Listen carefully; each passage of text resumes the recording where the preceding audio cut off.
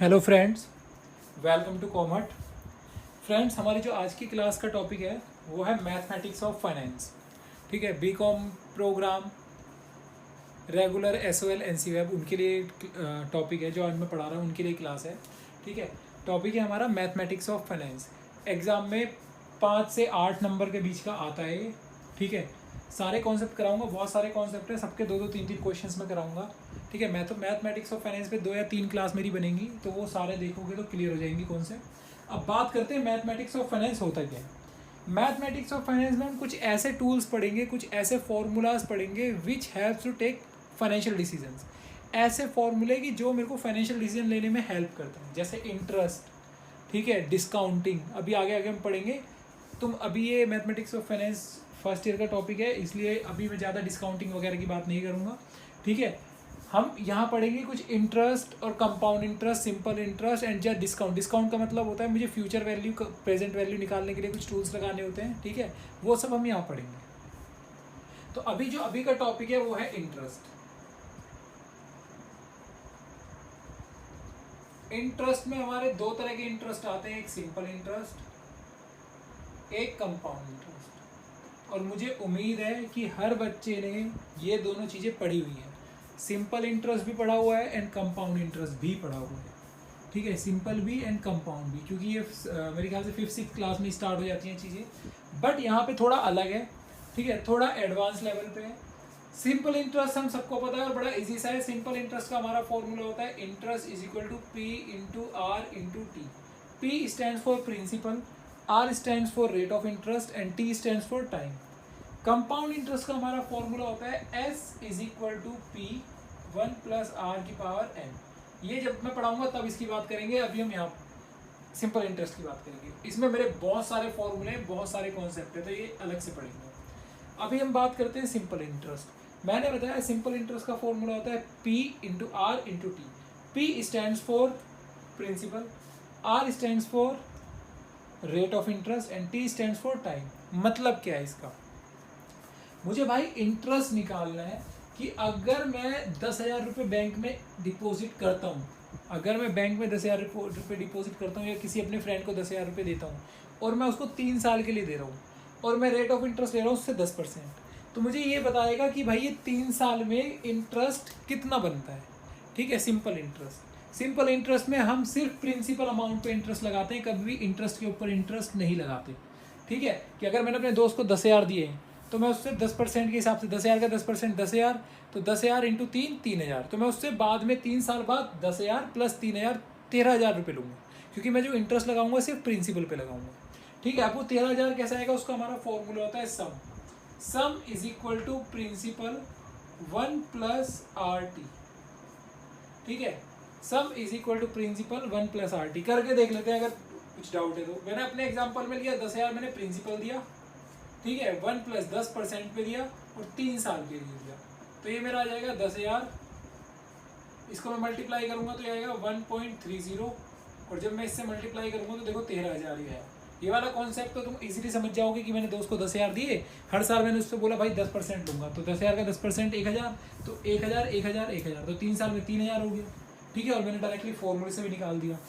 ठीक है, तो ये है हमारा सिंपल इंटरेस्ट का कॉन्सेप्ट। क्लियर। अब इसके 2-3 क्वेश्चंस करेंगे जो पेपर में आए हुए हैं। मैं ऐसे क्वेश्चंस कराऊंगा जो एग्जाम में आए हुए हैं, सिर्फ इतना सिंपल नहीं आते पेपर में जितना मैंने बताया है, ये तो सिर्फ कॉन्सेप्ट समझाया है। कुछ ऐसे 3-4 क्वेश्चंस लेते हैं जो एग्जाम में आए हुए हैं, फिर उसके बाद कॉन्सेप्ट क्लियर होगा। कंपाउंड इंटरेस्ट की मैं अभी बात नहीं करूंगा, पहले सिंपल इंटरेस्ट करेंगे, उसके बाद कंपाउंड इंटरेस्ट करेंगे। ठीक है, तो अब क्वेश्चन क्या है मैं तुम्हें पढ़ के बता रहा हूँ। ठीक है, और जो मेरे को लिखना होगा मैं लिख के ही बता दूंगा ब्रीफिंग में। कुछ ऐसा क्वेश्चन गिवन है, what would be the annual interest accrued, कह रहा है what would be the annual income। ये आपको क्वेश्चन स्क्रीन पे देख सकते हो आप। ठीक है, कुछ इस तरह से गिवन है question, what would be the annual interest accrued if a sum of rupees 20,000, sum of rupees 20,000 की बात कर रहा है, डिपॉजिट कर रहा है, मतलब प्रिंसिपल गिवन है 20,000 रुपये।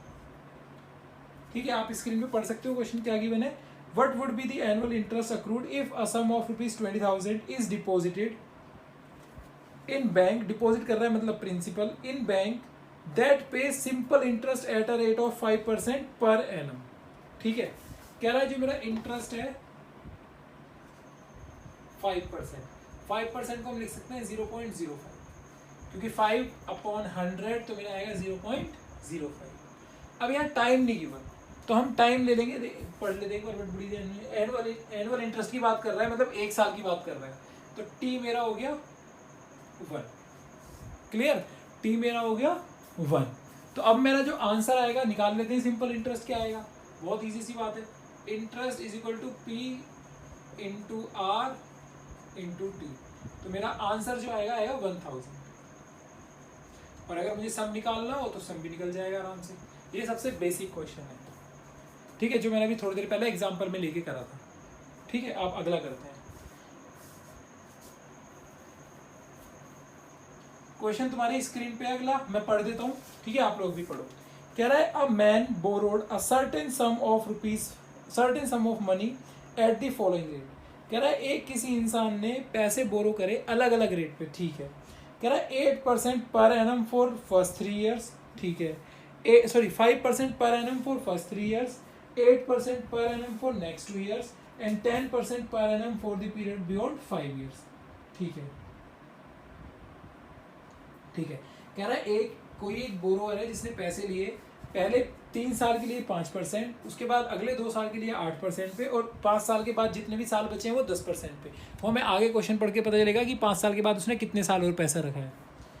कह रहा है if he page a total interest of 16,200, कह रहा है if he page a total interest of 16,200 at the end of 10 years, तो मतलब जो टोटल इंटरेस्ट का टेन्योर है वो है 10 साल। चलो बहुत अच्छी बात है। और जो टोटल इंटरेस्ट वो पे कर रहा है वो कर रहा है 16,200। और ये एग्जाम का क्वेश्चन है तो ढंग से पढ़ना। Find the principal amount. कह रहा है भाई प्रिंसिपल निकालो।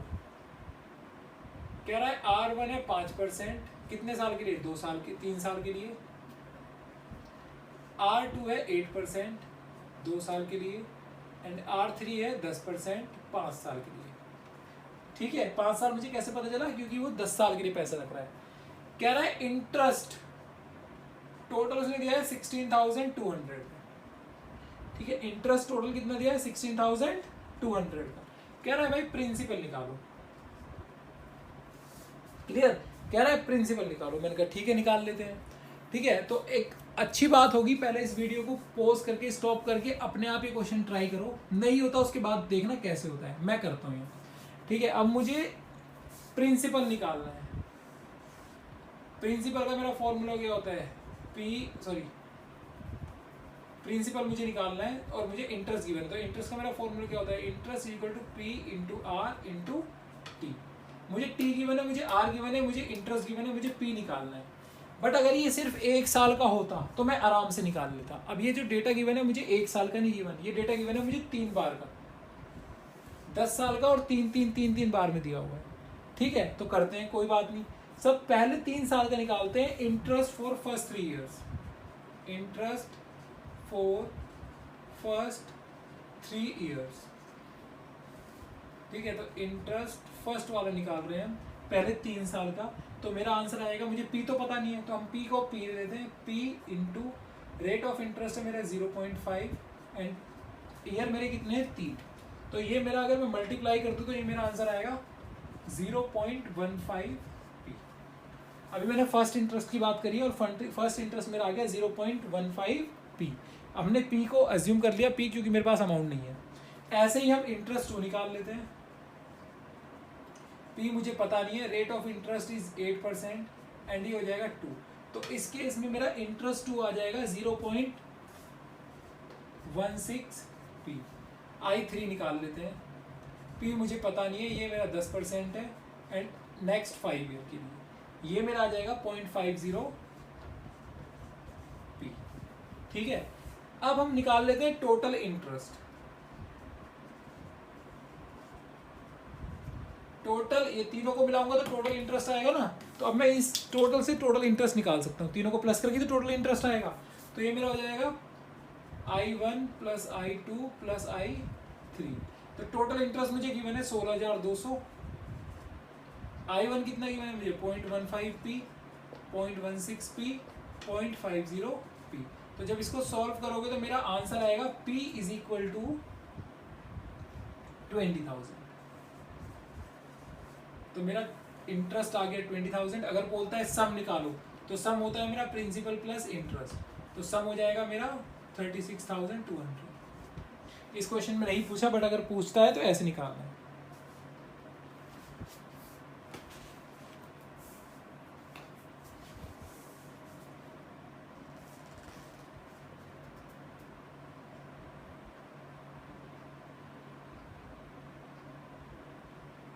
ठीक है, करते हैं अब आगे। सिंपल इंटरेस्ट का लास्ट क्वेश्चन जो पेपर में आया हुआ है 2011 में। सिंपल इंटरेस्ट बहुत ही कम पेपर में आता है, बट आएगा तो जैसे ये क्वेश्चन है इस तरह का आ सकता है, जैसे क्योंकि ये भी एग्जाम का है और जो अब करा रहा हूँ वो भी एग्जाम का है। क्वेश्चन कुछ इस तरह का है, हाउ लॉन्ग इट विल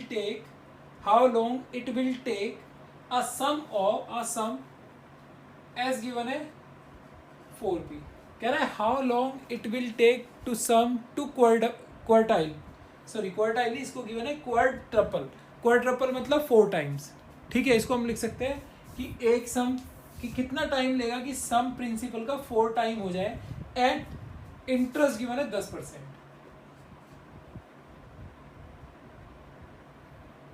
ठीक है, इंटरेस्ट गिवन है 10% पर एनम। तो मैं क्वेश्चन दोबारा से समझा देता हूँ। क्वेश्चन कुछ इस तरह से गिवन है कि how long will it take a sum to be equal to 4 times of the principal amount. तो सम मेरा 4 टाइम ऑफ प्रिंसिपल अमाउंट है एंड रेट है मेरा 10%, और वो टाइम निकालने के लिए बोल रहा है, भाई टाइम निकालो। ठीक है, कह रहा है टाइम निकालो। चलो बहुत अच्छी बात है, हमें पता चल गया कि सम इज इक्वल टू 4p है, उसने खुद ही बता दिया। और सम का हमारा फॉर्मूला क्या होता है, sum is equal to p, अभी मैंने थोड़ी देर पहले लिखवाया था 1 प्लस RT, ये हमारा फॉर्मूला होता है सम का। ठीक है, तो हम अपने फॉर्मूले में पुट कर देते हैं sum is 4p, p 1 plus, मैं t निकाल सकता हूँ easily, 4p is equal to p plus 0.10,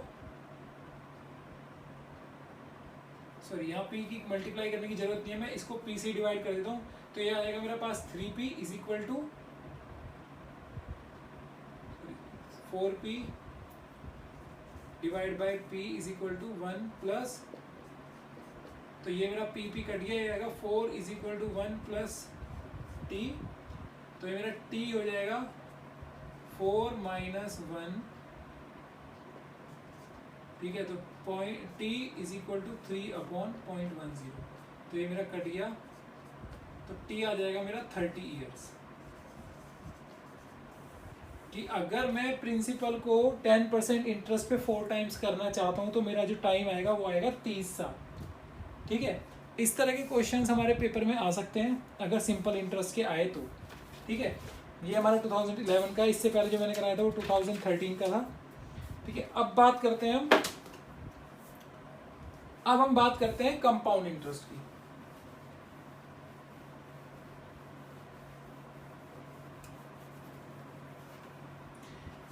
compound interest होता है, तुमने अपनी फैमिली में बड़ों से कभी सुना होगा कि भाई इंटरेस्ट पे इंटरेस्ट लगता है।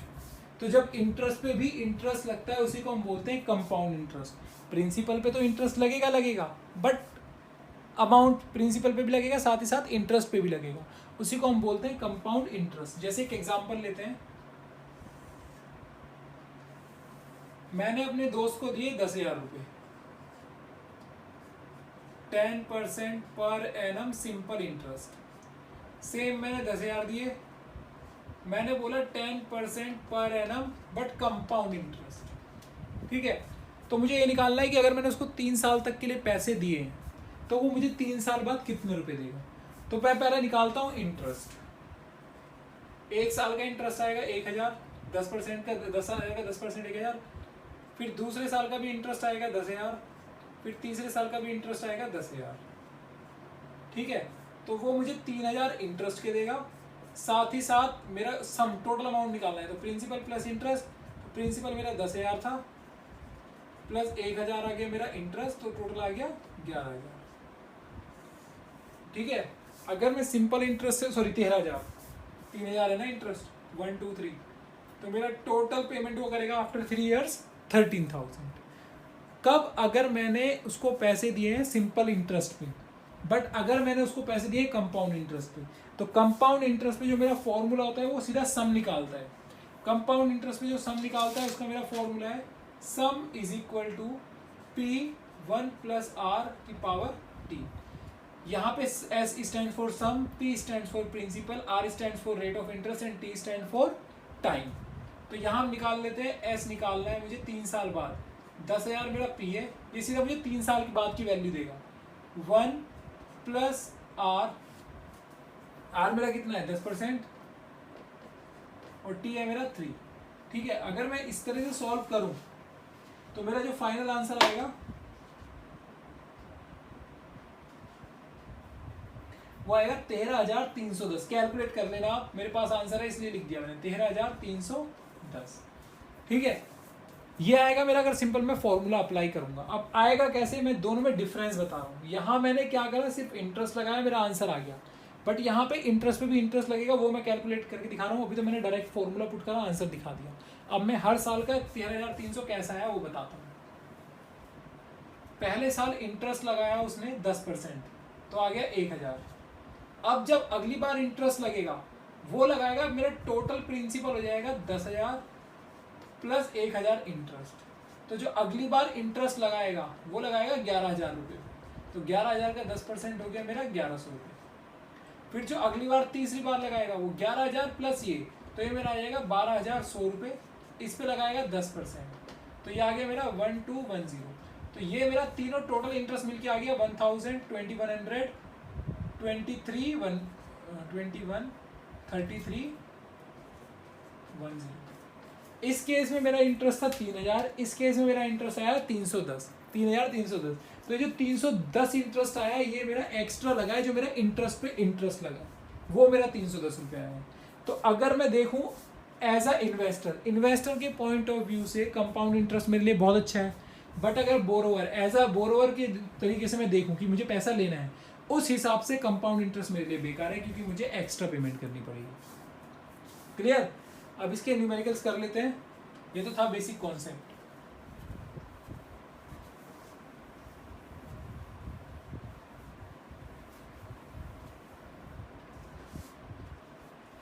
क्वेश्चन बेटा आप लोगों की स्क्रीन पे है, पढ़ लो एक बार।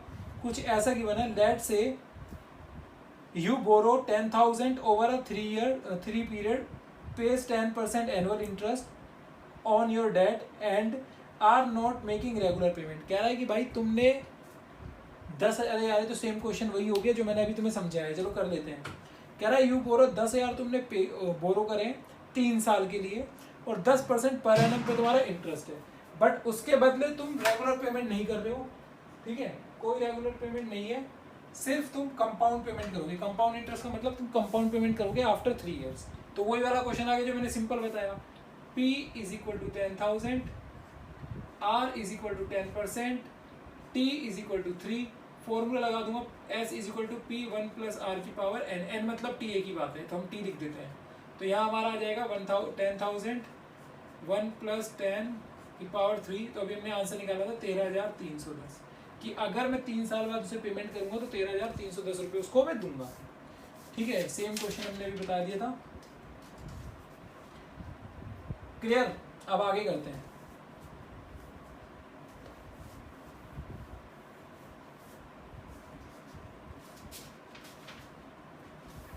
अब क्वेश्चन कुछ इस तरीके से है, if 5,000 amounts to 5512.50 in 2 years compounded annually. इसका मतलब है, क्वेश्चन आपको भी स्क्रीन पे दिख रहा है, एक बार पढ़ लो क्या है इसका मतलब, मैं बता देता हूँ।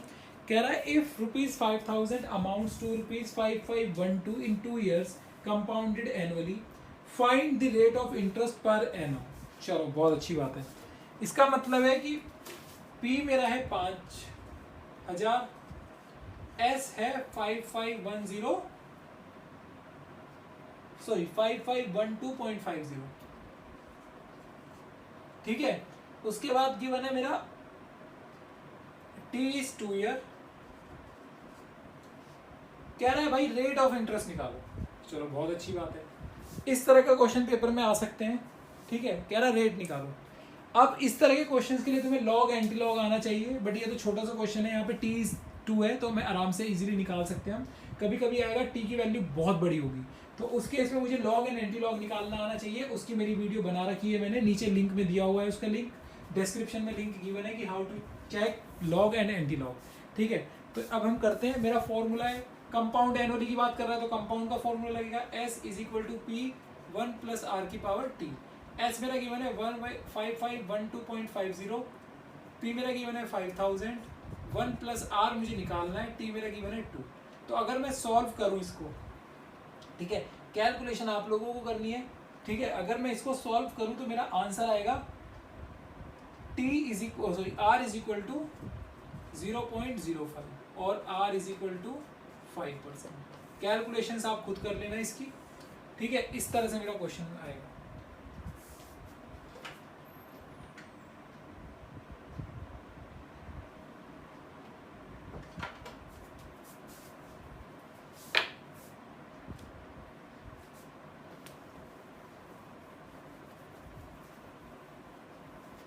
अब करते हैं अगला क्वेश्चन।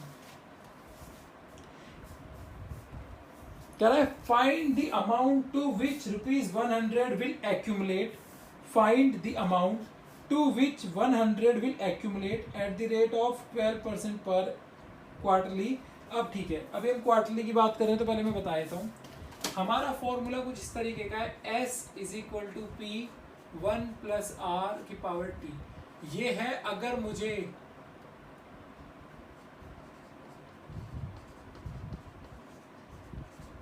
मुझे एनुअली इंटरेस्ट कैलकुलेट करना है, अगर मुझे इंटरेस्ट एनुअली गिवन है, ठीक है, और एनुअली अमाउंट कैलकुलेट करना है, तो मैं ये वाला फॉर्मूला लगाऊंगा। ठीक है, क्योंकि मुझे जो रेट ऑफ इंटरेस्ट गिवन होता है, वो पर एनम के हिसाब से गिवन है। अगर मुझे साल में सिर्फ एक ही बार इंटरेस्ट मिल रहा है, वो बोल रहा है कि इंटरेस्ट साल में एक ही बार मिलेगा एनुअली, तो मैं ये वाला फॉर्मूला लगाऊंगा। बट वो बोलेगा जो मुझे इंटरेस्ट मिल रहा है वो क्वार्टरली मिल रहा है, मंथली मिल रहा है, ठीक है, तो मुझे ये फॉर्मूला चेंज करना पड़ेगा। अगर मुझे मंथली कैलकुलेट करना है, मंथली मतलब साल में कितने महीने होते हैं, 12, तो मुझे रेट ऑफ इंटरेस्ट को भी मंथ में कन्वर्ट करना पड़ेगा, टाइम को भी मंथ में कन्वर्ट करना पड़ेगा। अगर मुझे रेट ऑफ इंटरेस्ट गिवन है R is equal to 12% per annum, तो ये रेट मुझे पर एनम में गिवन है, इसको मुझे मंथली में कन्वर्ट करना पड़ेगा।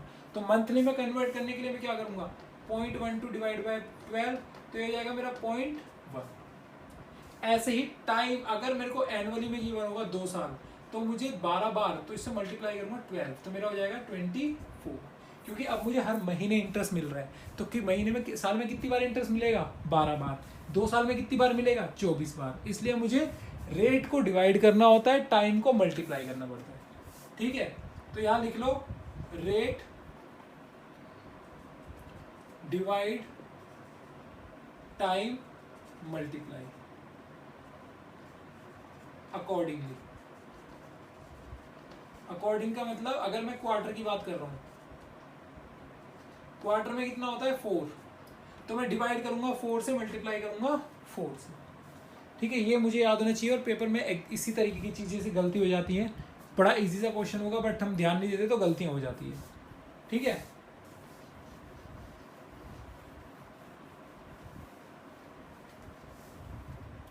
अब क्वेश्चन जो मैंने अभी बोला है वो इस तरह से है, find the amount to which ₹100 will accumulate at a rate of interest 12%। कह रहा है भाई मुझे ये बताओ कि एक अगर मेरा प्रिंसिपल है 100, ठीक है, रेट ऑफ इंटरेस्ट है 12% पर एनम। अब ये वर्ड देखना बहुत जरूरी है, पर एनम। ठीक है, नेक्स्ट 10 ईयर्स कह रहा है कंपाउंड क्वार्टरली है और अगले 10 साल के लिए मुझे बताओ, तो टी है मेरा 10 ईयर्स। तो अब इस तरह के क्वेश्चंस में जब मेरे को इतनी बड़ी बड़ी वैल्यूज मिलती है, तो इस तरह के क्वेश्चंस में मुझे लॉग एंड एंटी लॉग करने आने चाहिए। ठीक है, मैं यहाँ एंटी लॉग एंड लॉग करके नहीं दिखाऊंगा, मैं सिर्फ आंसर लिख रहा हूँ समझा के। लॉग एंड एंटी लॉग कैसे करना है वो मेरी अगली नेक्स्ट मतलब एक वीडियो है, मैंने नीचे दिया हुआ है डिस्क्रिप्शन में, तो आप वहाँ से जाके देख सकते हो। ठीक है, मुझे सम निकालना है, तो sum is equal to P 1 plus R की पावर टी।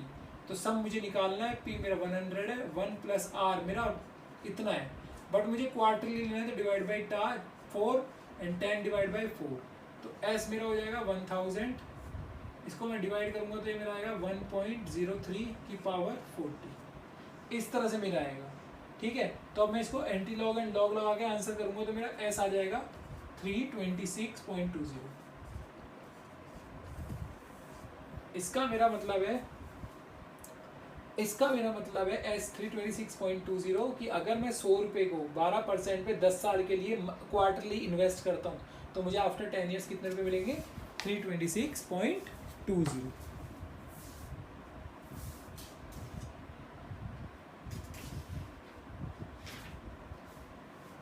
अब हम एक क्वेश्चन करते हैं जो तुम्हारे पेपर में 2009 में आया हुआ है। ठीक है,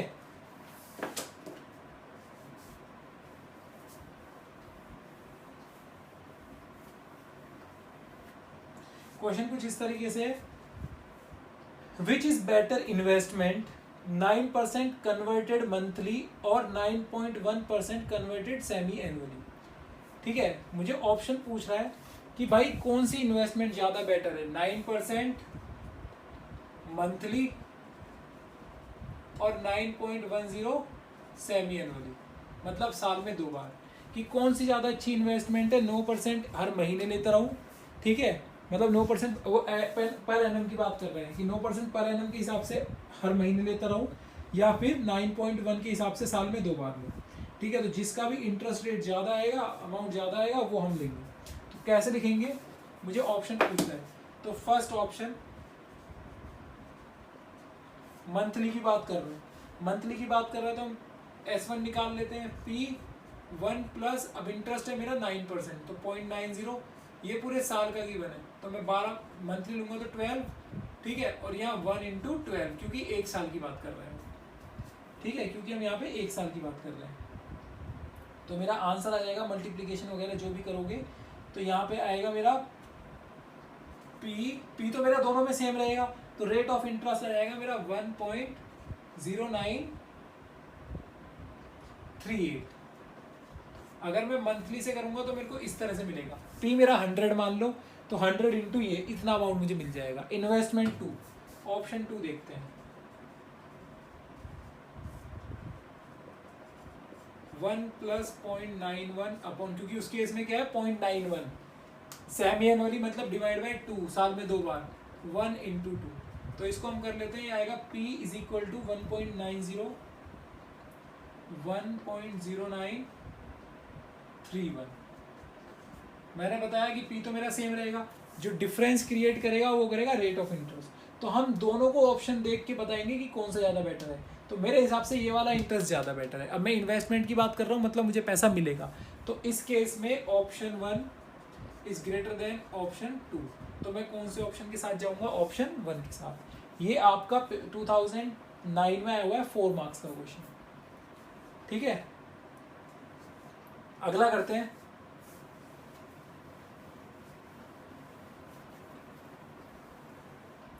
क्वेश्चन कुछ इस तरीके से है, a certain some of money at compound interest becomes, मतलब एस गिवन है।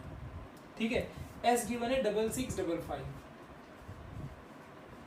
ठीक है, इन 3 years, बहुत अच्छी, a certain sum of money at compound interest becomes 6 in 3 years and 7 in, ठीक है, कह रहा है 3 साल में बना ये इतना 3 years, एंड S2 भी गिवन है, S2 गिवन है 7320.5, 4 साल में इतना बन गया। चलो बहुत अच्छी बात है। कह रहा है find the rate of interest, बहुत अच्छी बात है। चलो कह रहा है कि 3 साल में अगर उसने पैसा इन्वेस्ट करा तो 3 साल में बना 6655, और 4th ईयर में बना, मतलब 4 साल का टोटल मिला के बना 3270। चलो कह रहा है कि दोनों के बीच का डिफरेंस बताओ मुझे, और उसकी मतलब डिफरेंस कराओ मुझे, रेट ऑफ इंटरेस्ट बताओ। तो रेट ऑफ इंटरेस्ट मेरा निकलेगा भाई डिफरेंस से। ठीक है, कैसे निकलेगा वो अब करते हैं। सबसे पहले मैं S1 is equal to P1 plus R की पावर कंपाउंड इंटरेस्ट। ठीक है, यहाँ पे मंथली एनुअली कुछ नहीं बोला तो हम एनुअली मानेंगे, यहाँ मंथली की बात नहीं कर रहा तो हम एनुअली ही मानेंगे। ठीक है, चलो कोई बात नहीं, 1 प्लस R की पावर N या T, जो भी हम लेते हैं, तो ये मेरा हो जाएगा 6655 इज इक्वल टू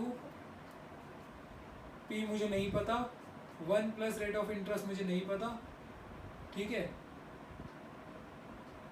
और ये हो जाएगा मेरा 3। रेट ऑफ इंटरेस्ट अभी मुझे नहीं पता, और जब मुझे रेट ऑफ इंटरेस्ट नहीं पता तो मैं इसको अपॉन 100 भी लिख सकता हूँ, नहीं भी लिखूंगा तो भी चलेगा, ठीक है। अच्छा, अलग अलग ईयर तो मुझे रेट ऑफ 100 लिखना पड़ेगा, क्योंकि मेरे को ईयर अलग अलग गिवन है, और 100 का भी जैसे 100 का क्यूब करूँगा तो आंसर अलग आएगा, 100 का 4 टाइम करूँगा तो आंसर अलग आएगा, इसलिए मैंने 100 का अगर मेरे को गिवन है तो मैंने डिवाइड बाई 100 लिख दिया उसमें, ठीक है। ये मेरा फर्स्ट केस हो गया। इसी को अगर मैं और सिंप्लीफाई करूँ पी की फॉर्म में, तो पी आ जाएगा मेरा 6655 अपॉन 1 प्लस आर की पावर 100 की आर डिवाइड बाई 100 अपॉन 3, तो ये मेरा आ गया P1 इक्वेशन 1। ऐसे ही मैं S2 निकाल लूंगा, तो मैं डायरेक्टली इक्वेशन लिख देता हूँ P2 की, ये मेरा P1 आ गया, ये मेरा P1 2 लिख सकते हैं हम, P लिखेंगे, ये मेरी इक्वेशन 1 आ गई। इक्वेशन 2 आ जाएगी मेरी P is equal to, same formula लगाऊंगा मैं, 7320.5 अपॉन 1 प्लस आर की पावर 100 अपॉन 4। अब मैं 4 क्यों कर रहा हूँ, क्योंकि ये मेरा 4th ईयर का गिवन है। ये आ गई मेरी इक्वेशन 2। पहले में मैंने पावर 3 लिए क्योंकि वो 3 साल का गिवन है, दूसरे में मैंने पावर 2 लिए, ठीक है, सॉरी पावर 4 लिए क्योंकि वो 4 साल के लिए। अब मुझे दोनों वैल्यूज पी की फॉर्म में आ गई। अब मुझे पता है भाई पी तो मेरा सेम रहेगा, पी में कोई चेंजेस नहीं है, दोनों इक्वेशन मैंने पी की फॉर्म में ले ली और पी मेरा हमेशा इक्वल रहेगा, पी में डिफरेंस नहीं आएगा। तो मैं यहाँ लिख सकता हूँ putting equation 1 is equal to equation 2, क्योंकि पी हमेशा दोनों केस में सेम रहेगा। तो जब मैं इक्वेशन 1 और इक्वेशन 2 को एक साथ पुट कर दूंगा इक्वल, तो 6655 अपॉन 1 प्लस आर अपॉन 100 की पावर 4, सॉरी यहाँ 3 था, इज इक्वल टू 7320 पॉइंट इतना 1 प्लस आर की पावर 100 की power 1 upon R divide by 100 की पावर 4। जब हम इन दोनों को इक्वल टू में है तो हम इसको डिवाइड कर सकते हैं, और डिवाइड करते हैं तो पावर क्या हो जाती है माइनस, मल्टीप्लाई करते हैं तो पावर हो जाती है प्लस। तो इसी इक्वेशन को मैं लिख सकता हूँ 6655 7320.50 1 प्लस आर की अपॉन 100 की पावर 1, ठीक है। अब अगर इसको सिंप्लीफाई करोगे, मल्टीप्लाई क्रॉस मल्टीप्लाई वगैरह करके अगर मैं करूं, तो सिंपल मेरा जो आर आएगा वो आएगा 10%। ये इधर पहुंच जाएगा, ठीक है, ये नीचे आ जाएगा। उसके बाद हम इजीली आर की वैल्यू कैलकुलेट कर सकते हैं, कोई बहुत बड़ी बात नहीं है। मेरे पास स्पेस नहीं है इसलिए मैंने डायरेक्टली आंसर लिख दिया, आप कैलकुलेट कर सकते हैं, ठीक है। ये हमारा पेपर में आया हुआ था 2013 के, जो मैंने अभी कराया है, और ये 4 या 5 मार्क्स का आता है, इससे कम का नहीं आता, ठीक है। बहुत ईजी है अगर हमें कॉन्सेप्ट समझ आ जाए तो। अब इसका लास्ट क्वेश्चन करते हैं सिंपल कंपाउंड इंटरेस्ट का।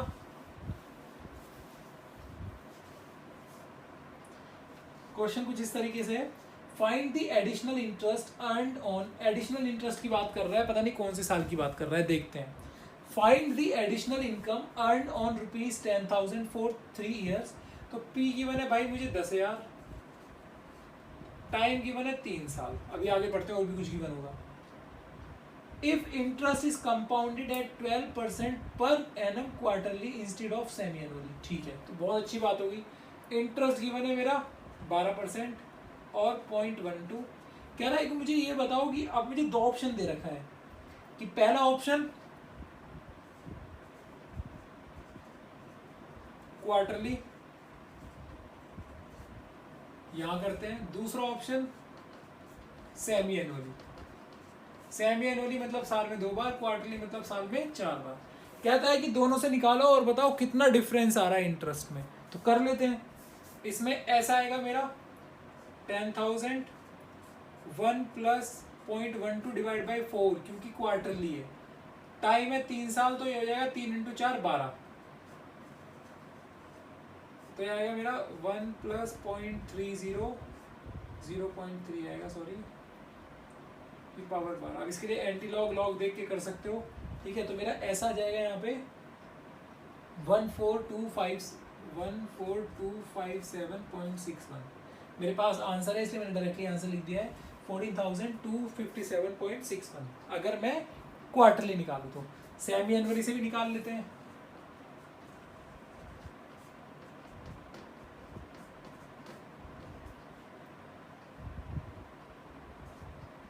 तो मेरा ऐसा आ जाएगा यहाँ पे 14,185.91 सॉरी 0.19। ठीक है, तो मेरा क्वार्टरली से भी आ गया, मेरा हाफ ईयरली से भी आ गया। तो डिफरेंस मैं निकाल सकता हूँ, क्वार्टरली का ज़्यादा है, हाफ ईयरली का कम है, तो डिफरेंस निकालना कोई बहुत बड़ी बात नहीं है। ठीक है, तो इजीली डिफरेंस निकल सकता है। ये भी आया हुआ है मेरा क्वेश्चन नंबर 2000। ये बड़ा इजी सा क्वेश्चन है और बहुत ही 4 या 5 नंबर का आया हुआ है 2018 में। ऐसे क्वेश्चन तो बहुत ईजिली हम कर सकते हैं अटेम्प्ट। अब ये सिर्फ basic part of compound interest कराया है मैंने। अभी इसका एडवांस वर्जन भी आएगा कंपाउंड इंटरेस्ट का, जिसमें एक अलग अलग कंपाउंड इंटरेस्ट लगेंगे अलग अलग रेट पे। ठीक है, तो उसके लिए मैं नेक्स्ट वीडियो बनाऊंगा, तो उसका भी डिस्क्रिप्शन नीचे गिवन है, आराम से देख सकते हैं, समझ सकते हैं। और पेपर में कैसे कैसे क्वेश्चन आएंगे, सारे एग्जाम के क्वेश्चन ही कराऊंगा मैं। ठीक है, और बहुत डिटेल में वीडियो में नहीं बना रहा, क्योंकि मुझे पता है डिटेल में बच्चे वीडियो देखना पसंद नहीं करते, तो सिर्फ क्वेश्चंस में कराने पे ध्यान दे रहा हूँ। थैंक यू बेटा, thank you for watching this video.